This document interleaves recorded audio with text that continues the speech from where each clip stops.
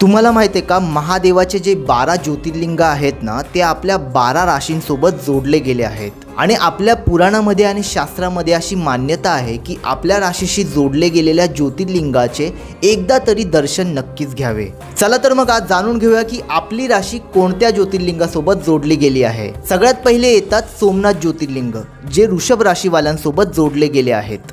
दुसरे मल्लिकार्जुन ज्योतिर्लिंग, जे कन्या राशीवाल्यांसोबत जोडले गेले आहेत.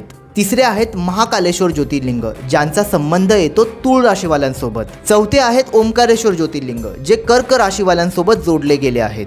पाचवे आहेत वैद्यनाथ ज्योतिर्लिंग, जे सिंह राशीवाल्यांसोबत संबंधित आहेत. सहावे आहेत भीमाशंकर ज्योतिर्लिंग, जे मकर राशीवाल्यांसोबत जोडले गेले आहेत. सातवे आहेत रामेश्वरम ज्योतिर्लिंग, ज्यांचा संबंध येतो मेष राशीवाल्यांसोबत. आठवे आहेत नागेश्वर ज्योतिर्लिंग, हे मिथुन राशीवाल्यांसोबत जोडले गेले आहेत. नववे आहेत काशी विश्वनाथ ज्योतिर्लिंग, यांचा संबंध येतो धनु राशीवाल्यांसोबत. दहावे आहेत त्र्यंबकेश्वर ज्योतिर्लिंग, हे मीन राशीवाल्यांसोबत जोडले गेले आहेत. अकरावे आहेत केदारनाथ ज्योतिर्लिंग, ज्यांचा संबंध येतो कुंभ राशीवाल्यांसोबत.